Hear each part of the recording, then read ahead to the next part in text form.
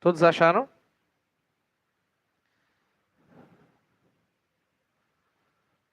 Todos acharam, meus irmãos? Amém? Capítulo 6, a partir do verso 12. Apocalipse 6.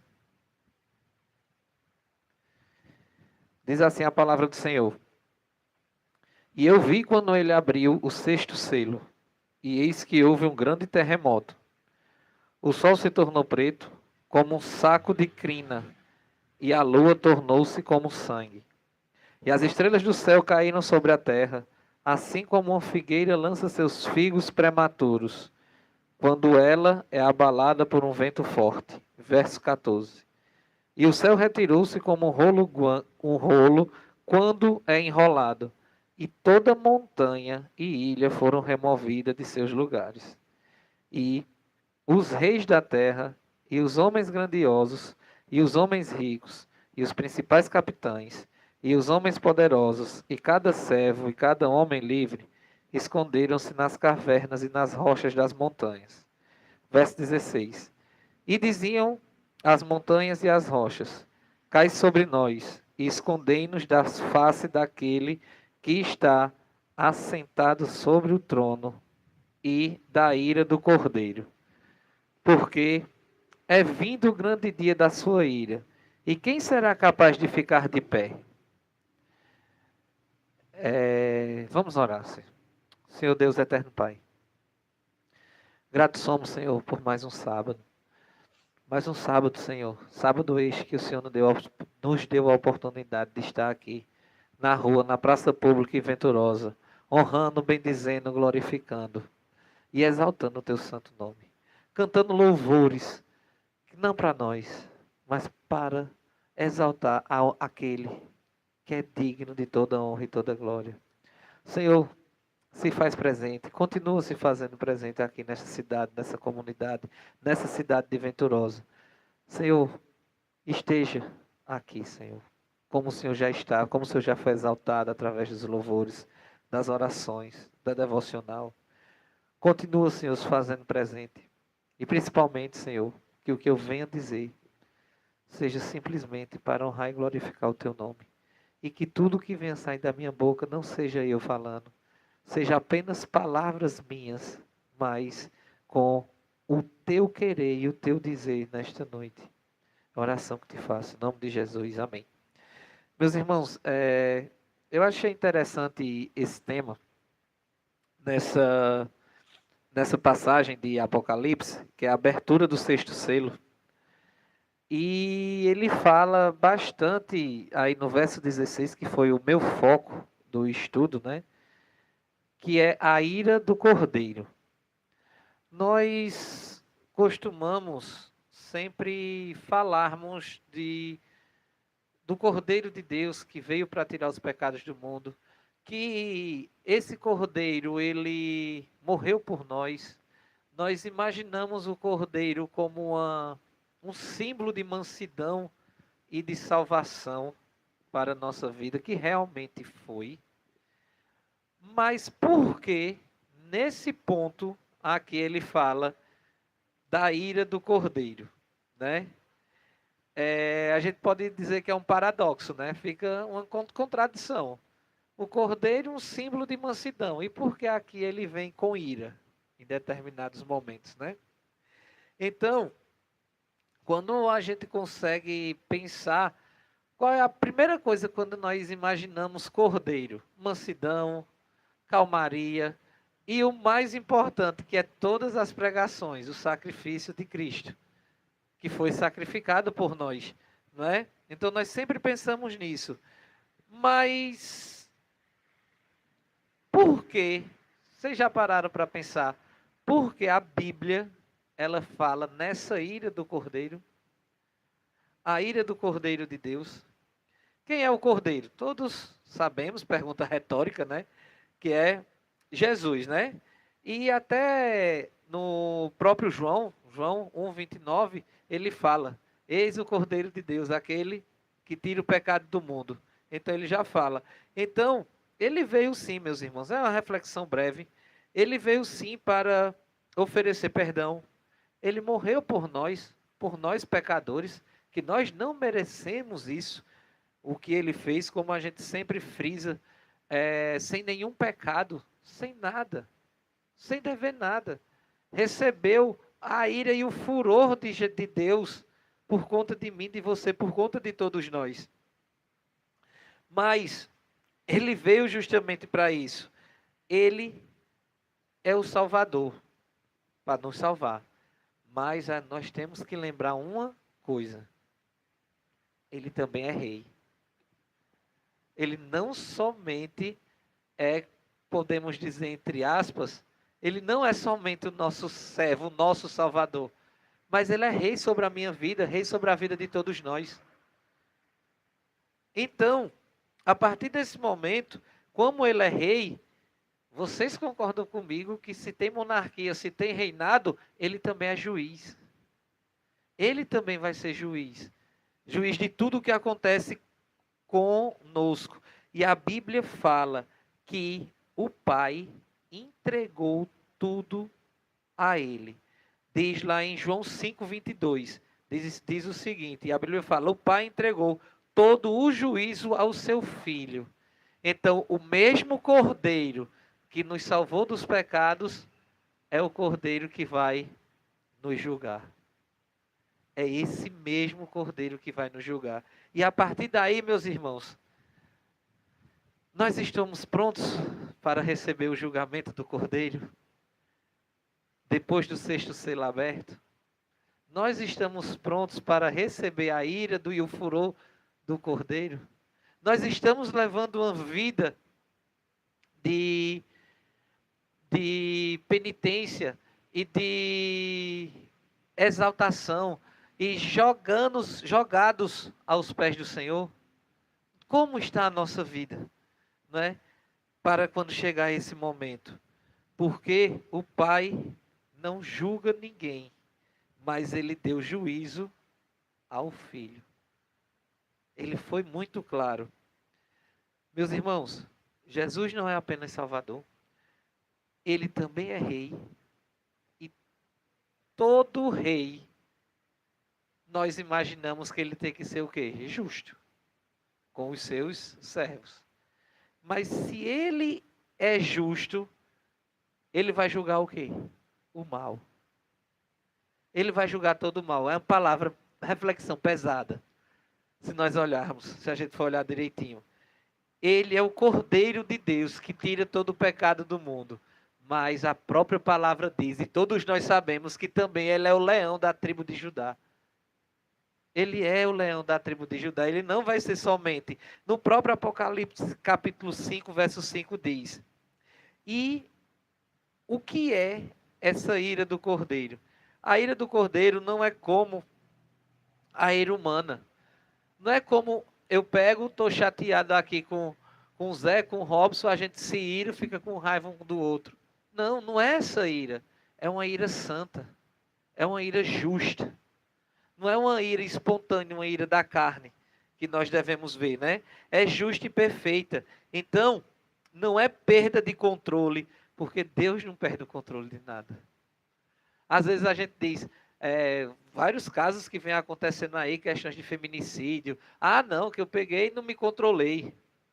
Não é essa ira que a gente está falando. Porque Deus não perde o controle de nada. Não é, fulano aprontou uma comigo, eu só sossego enquanto eu me vingar. Deus não vai se vingar de nenhum de nós. Nós temos que prestar atenção nisso e entender que a reação que o Cordeiro virá com a ira sobre nós é uma ira santa, dos nossos, para nos remir dos nossos pecados. Não é nada de nenhuma injustiça. É a manifestação da perfeita justiça. Simples assim, meus irmãos. Então, Jesus, se nós olharmos, ele tinha um costume, né, de quando ele estava no momento da sua ressurreição, Jesus, ele, na própria palavra, diz que estava coberto por um lenço lá no sepulcro, né? E o lenço foi encontrado dobrado. Isso era um costume judeu, não sei se os irmãos já viram, mas é um costume judeu de quando você dobra o pano depois de uma refeição, significa que você vai voltar.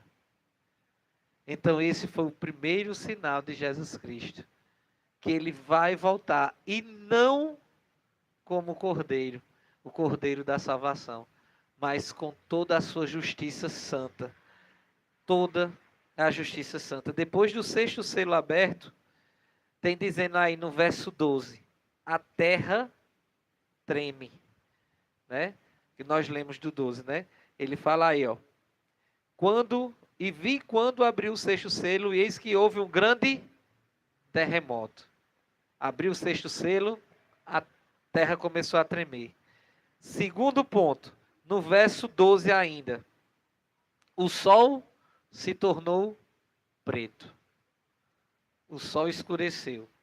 Aí já no verso 13, as estrelas caíram do céu, ó.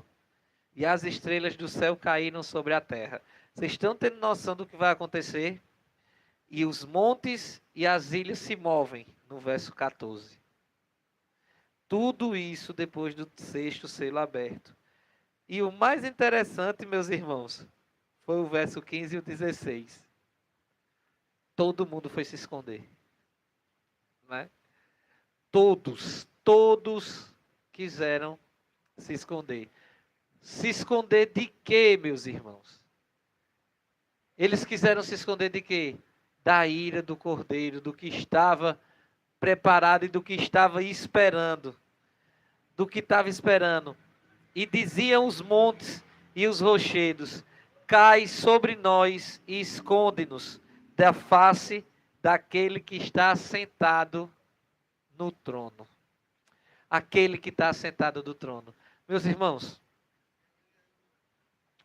quero que vocês entendam só o quão importante isso é. Não existe. Ele pediu, o povo pediu para se esconder da ira do Cordeiro. Mas eu quero fazer uma pergunta a vocês. Existe lugar que a gente se esconda se a gente rejeitou o Senhor? Onde nós rejeitamos o Senhor? A gente vai se esconder desse momento da ira do Cordeiro. Então, meus irmãos, a mensagem de hoje é justamente isso. O mesmo Cordeiro que foi rejeitado, ele vai ser juiz. E vocês prestem atenção nisso. Não levem na brincadeira. Que é muito sério. É muito sério. É muito bonitinho a gente falar, a gente pregar, a gente dizer que que eu estou salvo, que Jesus morreu, deu a vida por mim. Mas ele vai voltar como juiz. Ele não vai voltar como o Salvador. E nós estamos no tempo do nosso arrependimento. O tempo que nós temos de se arrepender. Primeiro ponto. O Cordeiro que morreu para salvar. Está lá em João. João capítulo 1, verso 21. Esse Cordeiro foi o quê? Humilhado? Foi ou não? Foi humilhado. Esse Cordeiro sofreu na cruz. E não foi pouco. Esse Cordeiro ofereceu a graça a vocês e foi rejeitado. E vocês olhando para coisas supérfluas. E vendo o que esse Cordeiro fez. O que ele fez por mim e por você. Esse foi o primeiro ponto. Ele chamou nós para o arrependimento. Nos chamou para nos arrependermos. Aí só que agora, no Apocalipse, no verso 17 do capítulo que nós lemos, ele diz assim: porque é vindo o grande dia de sua ira. E quem será capaz de ficar de pé quando esse dia chegar? Ele veio, deu chance a mim, a você, a todos nós. Ele deu essa chance. Agora, quando ele voltar, Ele vai estar lá sentado no trono, como juiz, e vai julgar o mundo. Vai ser exaltado, reinará com justiça, porque a justiça é santa. Ele executará com justiça, será adorado e vai lhe dar a recompensa, ou você vai ser julgado por os seus atos. Então, nós temos tempo, meus irmãos, ainda.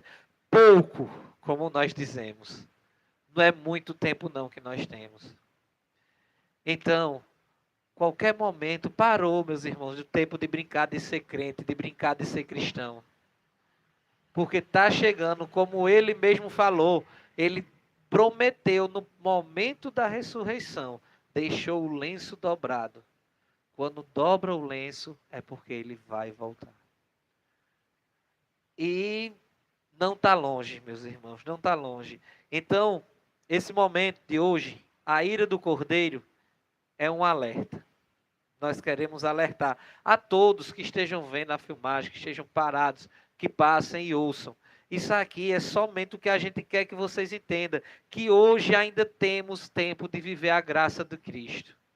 Nós ainda temos tempo de viver essa graça. Lá em 2 Pedro 3,9, ele diz assim: Deus não deseja que ninguém pereça. Ele não deseja. Mas para isso, nós temos que ter uma opinião, nós temos que tomar uma decisão. Nós temos que aceitar o Senhor Jesus Cristo como o suficiente Salvador da nossa vida. Para que nós não passemos por isso. E não só é aceitar, é seguir, é viver. É estar com Cristo. É estar sempre com Ele. O Evangelho continua sendo anunciado. Muitas pessoas podem passar por aqui e ver aqui, ó, os meninos tocando, estão fazendo festa. Não, nós estamos anunciando o Evangelho porque a volta de Cristo está próxima. Nós queremos que conheçam a Cristo como nós conhecemos. Que deixem as coisas mundanas, deixem as coisas do mundo, para buscar aquele que é digno de toda honra e toda glória, aquele que foi nosso Salvador, que nos deu a forma de nós nos arrependermos. Nós ainda temos tempo. Pouco. Sei que é repetitivo, a gente escuta Deus, Jesus está voltando e ninguém diz que nunca volta, mas volta. E é quando menos esperar. E como disse aqui na palavra dele, a terra vai tremer, vai haver terremoto, e a palavra é verdadeira. Que o livro do livro de Apocalipse é o livro da revelação. Terra vai tremer, o sol escurecer, as estrelas vão cair do céu e os montes e ilhas vão se mover. E vai ter gente que vai pegar e vai dizer, pronto, vou me esconder. Não fiz nada. Aí você acha que você vai se esconder do julgamento de Deus. O julgamento da ira do Cordeiro vai vir, meus irmãos. E nós imaginamos sempre a mesma coisa. Cordeiro de Deus que tira o pecado do mundo, mas ninguém lembra que ele vai voltar como juiz. É essa. E nós estamos no tempo ainda. Cristo, ele vai continuar oferecendo a salvação. A porta da graça ainda está aberta. Para quem está ouvindo, para quem está vendo, escutem, vejam, a porta da graça ainda está aberta. Mas a Bíblia também afirma que chegará o dia do julgamento. Esse dia vai chegar. E esse dia virá como ladrão, como diz em 1 Tessalonicenses. Como ladrão, a gente não vê ladrão chegando. Ele chega, rouba, pronto, acabou-se. Não vai dar tempo. Não dá tempo, então o tempo é agora. Em Hebreus 9:27 diz assim: e assim como aos homens está ordenado morrer uma só vez, depois disso vem o juízo. É duro, meus irmãos. Então, a decisão que você toma hoje vai definir onde você estará amanhã. Então, nós temos tempo de tomar essa decisão. Nós temos tempo de tomar essa decisão. Jesus, meus irmãos, ele ressuscitou. Ele é o Cristo, o Filho do Deus vivo. Vocês têm que entender isso. Ele é o Filho do Deus vivo. A morte não é o fim. A morte não é o fim, mas Deus já havia anunciado que o Messias não ficaria na sepultura.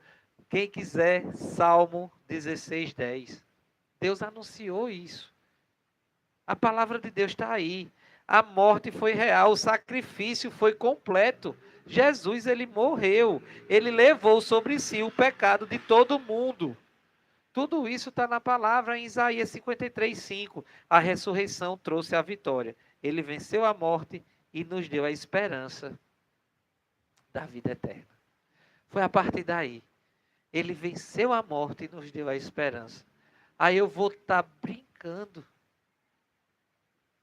Ele sofreu, ele bebeu todo o furor do Senhor, tudo. Então a grande lição para nós concluirmos hoje é que a morte e a ressurreição de Jesus não foram acidentes históricos, não foram coisas que foi histórica, foi o cumprimento do perfeito plano de Deus. Do perfeito plano de Deus. Para quê? Para salvar a humanidade, para salvar a mim e a você. Mas vai chegar o momento, vai chegar o dia, porque Jesus Cristo, ele é o Messias. E que Deus tenha misericórdia da nossa vida, porque quando chegar esse momento, eu esteja da forma, e que os irmãos estejam também da forma que Cristo quer. Que Ele quer, para Ele chegar aqui, esse aqui é meu, esse aqui, Ele foi comigo, esse aqui vai escapar da minha ira. Amém? Agradeço a oportunidade em nome de Jesus.